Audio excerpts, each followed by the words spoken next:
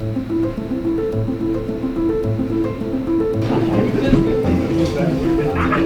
everyone to the night before launch. We're going to try to mate to the vehicle at 7:30 a.m. Go vertical at 8 a.m. We need to be able to start launch clocks at 2:30 p.m. We will need people to do this very, very efficiently. Running sequence 10 in 3, 2, 1. We're now pressurizing tanks. T-minus 15, 14.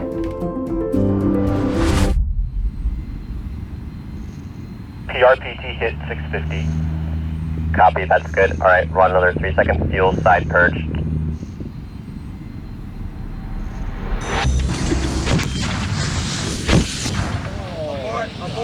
Abort! Wow.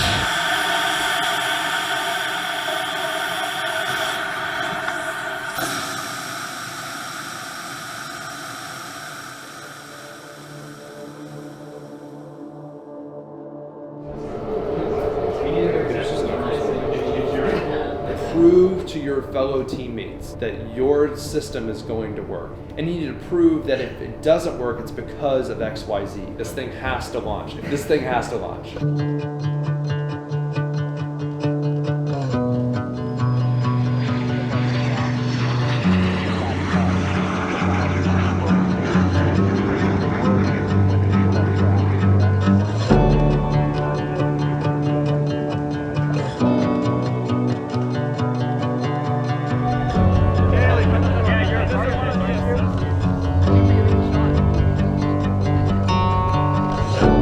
Welcome to California, everybody. We're here to launch Subscale, finally, after 2 years. Alright, let's go through the overall schedule first. We have to try and cryoflow tomorrow. Do the setup and cryoflows in one day. My name is Callum MacDonald. I lead the propulsion team here at YJSP. I'm optimistic, but there are a number of things that it could definitely go wrong. Principally, we're working on improving our igniter system, which in the past has failed on the vehicle and resulted in the loss of several engines. We've developed a new system that we're implementing and testing tomorrow. We are at Friends of Amateur Rocketry out in the Mojave Desert in California, and we are here to launch Subscale, aka GoldiLOX. So today is going to be our setup and checkouts day.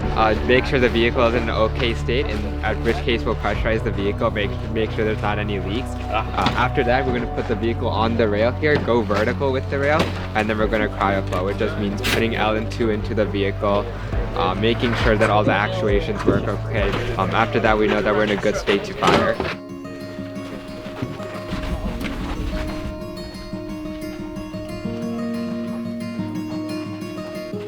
We are going through right now and checking all of the systems on the vehicle before we start doing our cryoflows today. So I'm going through and making sure everything's tight and that all of our regulators are set properly. They're about to install the engine and the injector onto the vehicle, and we'll get fluids in a little bit later today and check her out and see if she made the trip out here all good. It doesn't really look like an engine.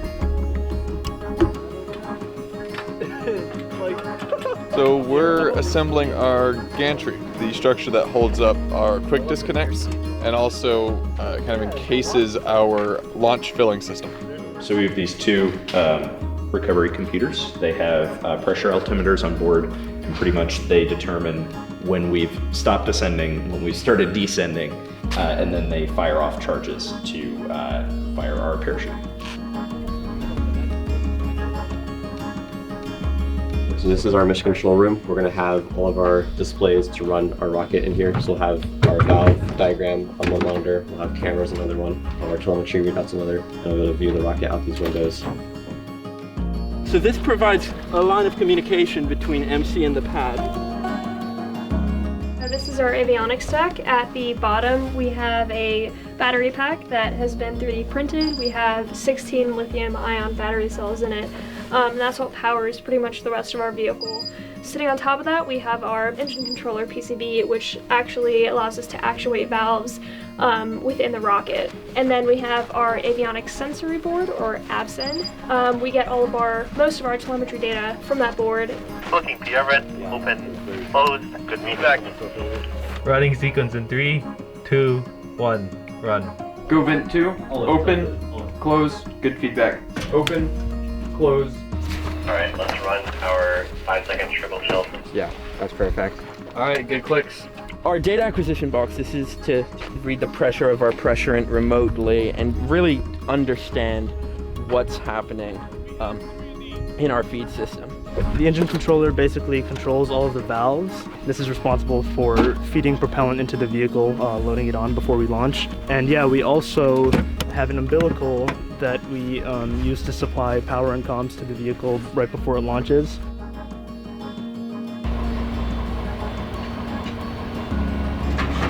We want to ignite on the surface and burn inward. If we start it midway through, which is what I was doing with those initial igniters, the top half of the igniter just falls off once it starts burning. Okay, which one do you want to go with? I would prefer the E-match. Okay, let's But we can run tests right now. Let's put the E-match inside, or not inside. I mean, let's put it outside. Let's put the duo over it again like we normally do. Yeah. But not like just point the hose at it, and then afterwards we'll ignite it. I guess that also solves our relay problem. Yep. We seem to have no liquid oxygen in either of our liquid oxygen dewars, but there might just be some differences in the way California has regulations on dewar transport, but there's still plenty we can do today with just gas.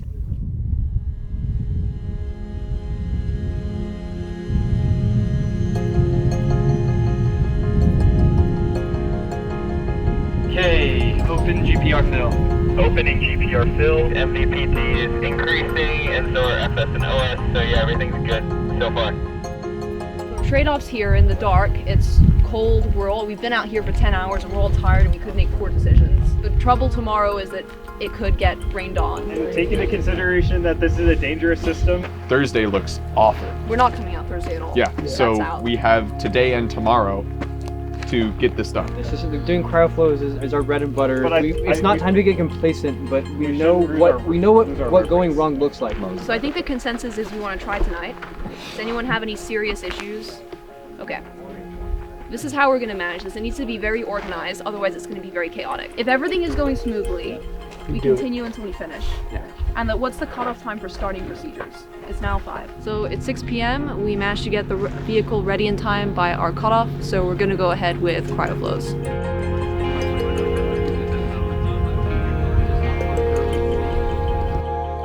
We're going to be here a while. Running sequence 1 in 3, 2, 1, running. Running log purge in 3, 2, 1, running. Close enough. Unfortunately, this taken. Helping.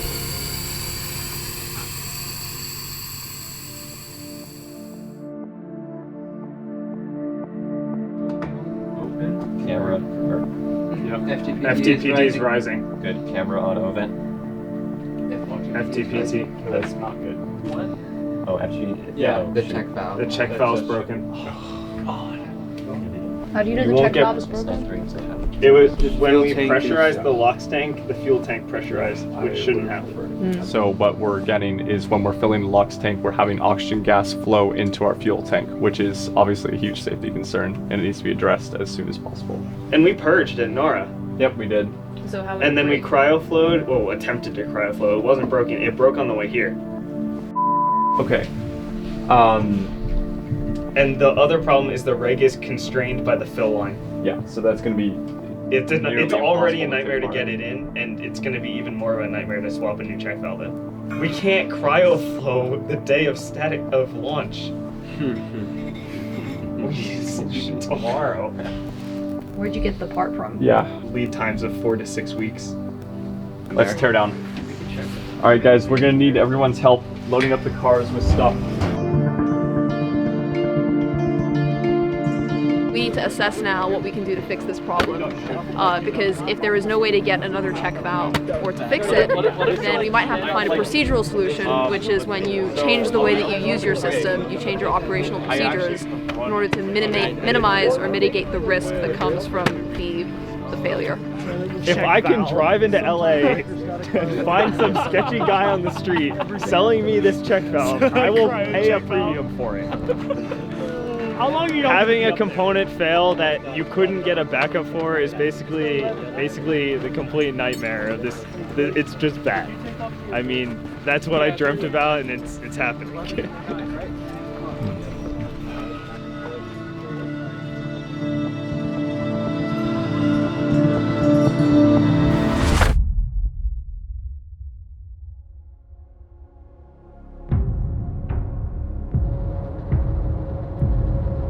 The suspension on this car is actually pretty good for my age.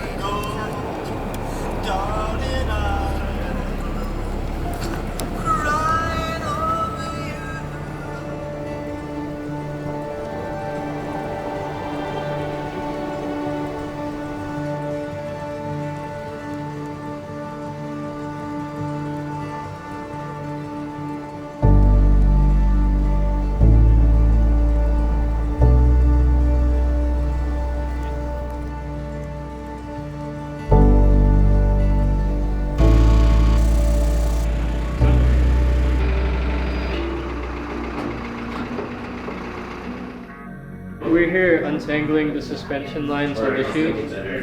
We're trying to pack it so that it all fits in the deployment bag, which is fairly small, but in order to make sure that we get good deployment, we have to make sure all our lines are untangled. So we hope that we can get it in on the first try, otherwise we might have to redo this whole process. Fingers crossed this will go into the deployment bag on the first try. And yeah, so that we don't have to do all of this again. Yes. Well, Ethan seems to be having some problems with GoPro. Really? Yeah. Oh, your thing's frozen. Gokudi's not going to be Oh, they're just standing They're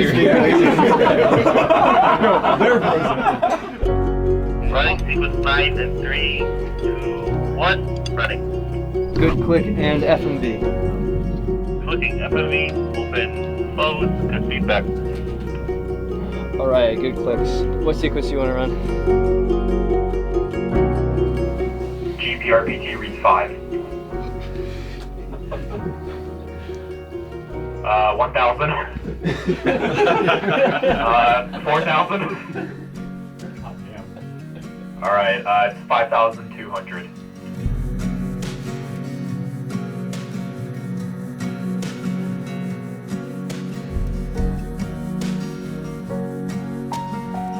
Hopefully it's legit. We're ordering it next day air AM, and we should be good to launch. This is higher stakes than launch day, in my opinion. We're starting our high pressure fill. 500. Add a marker for flow 1. Running 3-second LOX flow in 3, 3, 2, 1. Yes. We're just add boiling. Add a marker for flow 2. Running 3-second LOX flow in 3, 2, 3, 1. 2, 1. I didn't see anything. Nothing. I heard the chirp of it. I heard it chirp with no injector pressure at all. That Wait, doesn't make what? any That sense. doesn't make sense. What? Did the valve actuate? Did you see feedback? Did you see? I can try it again. 3, 2, 1. It's not opening. It's not opening. It's frozen shut. PRQD open. Yep. Good actuation. Closed. Closed. Alright, now let's save the vehicle. Go ahead and close Priso. Closing SV Priso closed. So we're gonna have to inspect that, make sure it's not broken. Our QDs both work, which is a big one for us, and everything looks good for launch. It's just this one valve. It's really kind of amazing how like yesterday we were working all night in stress, but then today like everything worked out perfectly.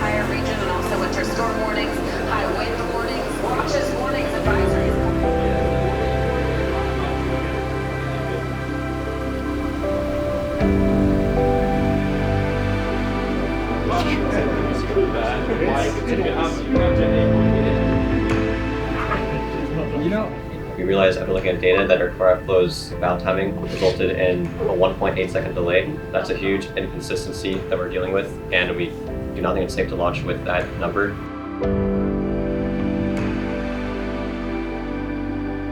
We also have to set up all ground electronics. All of this needs to be really efficient in order to actually go cryo flow by 9 a.m. But we're still going to do 2-3 second flows. We have a criteria right now for our valve timings. If the valve doesn't actuate, then it's pretty much a guarantee like stop to launch.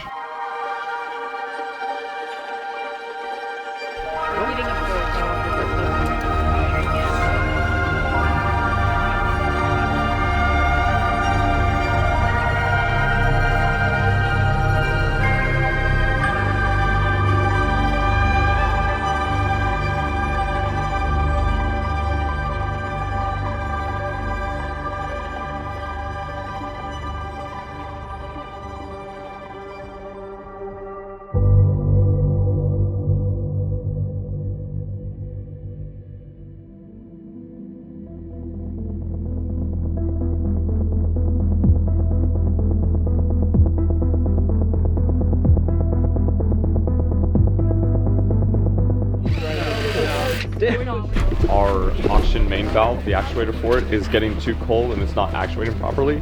We're getting inconsistent times, which makes timing ignition of the engine really, really challenging. So we're using a hair dryer to heat up the actuator actively from the ground all the way up until launch.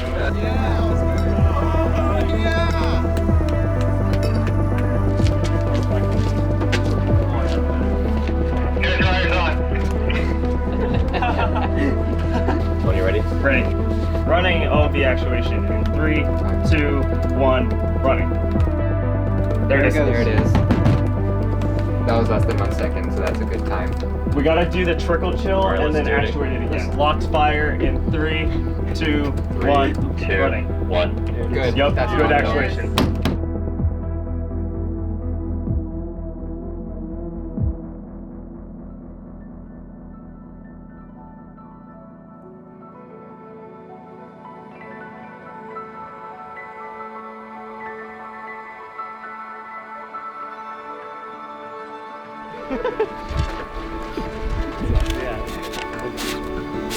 Find it, then I found out.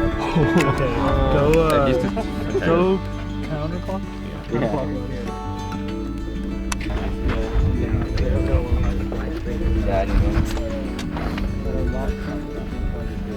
No going back now.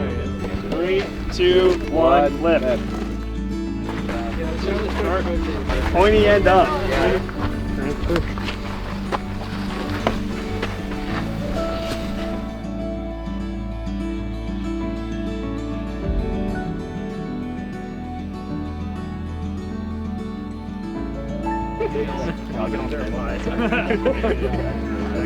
All right, everybody, quiet, please.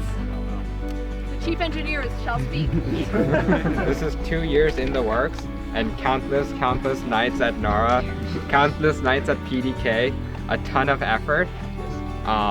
So it's kind of exciting. Today's like the pivot point of YJSP. Today's the day people say they actually launch a rocket.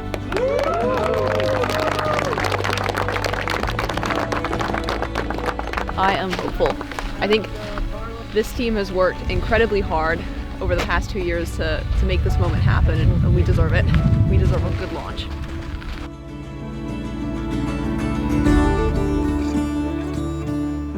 .7. Joseph, I'll give you a countdown. 5.8, 5.9, 3, 2, 1, close. There we go. Beautiful. 6.035 kilograms filled. Announce it. Can we do that? MC, note that we filled 6.035 kilograms of Jet A.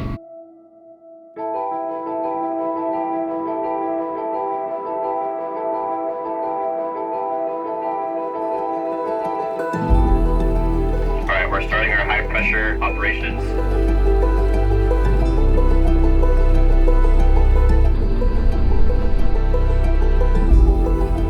Alright, we're doing our final go, no go.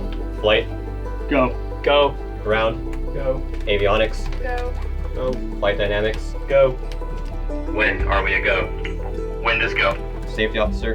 Go. Recovery. Go. We are now initiating our LOX fill. 4 minutes into LOX fill. It's hot out there. Running 2-second trickle chill in 3, 2, 1. Trickle chill. That's good. Trickle chill. Open GPR fill right now.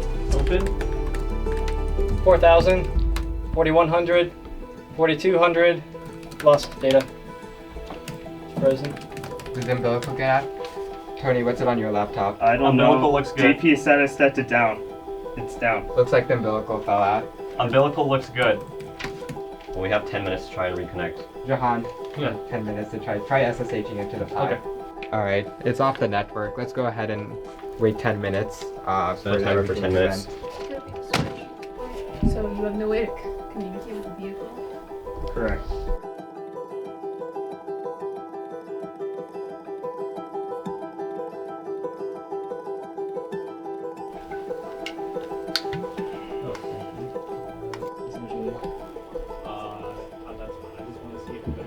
Okay. There it is. Thank God. Wait. Minimize people on the pad. One person will climb on the ladder, unplug, and replug the umbilical. We've We're got 2 minutes into the abort. back. We've got comms. We have comms. Yeah, comes. Okay, I'm gonna tape the umbilical still. Did we just use 1 K bottle for that We fill? used 2. We used 2. So now we only have 1 more attempt. So we lost comms whenever we pressurized our tanks for the first time. We have an automatic 10-minute abort built into the system. So if we lose comms, it tracks 10 minutes. If we can't regain, the vehicle saves itself. So we've saved the vehicle to a point whenever we can have our response crew go down to the pad. We'll make some changes and then go for our second attempt.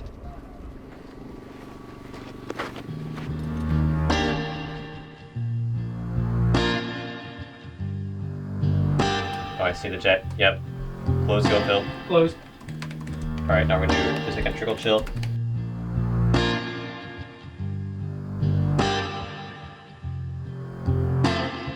I'm starting to see Alright. jet. Yep, I see it. That's looking Close, go, fill. closed. We're gonna final wind check. Everyone must be in bunkers at this point. We're now pressurizing tanks. Tank press 2, worker. Open, GPR fill. Opening SV presso open. Good close. Tank pressure is nominal, exactly within 1 psi. 4,300.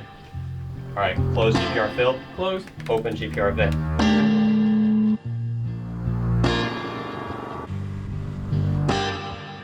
We're still pressing. Disconnecting PRQD open. Good, good actuation. PRQD actuated. Disconnecting OQD open. Good. Start the countdown. T-minus 15, 14, 13. 12, 11, 10, 9, 8, 7, 6, 5, 4, 3, 2, 1.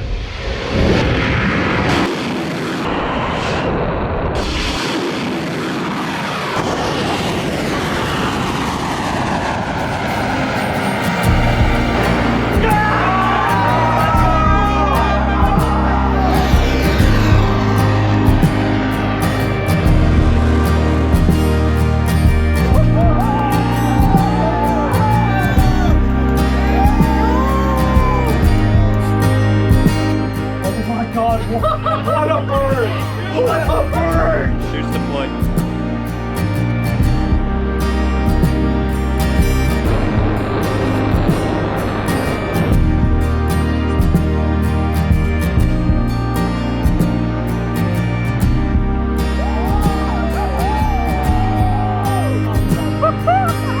Look at that! Oh my god, you guys look! We did it! Shoot the ball!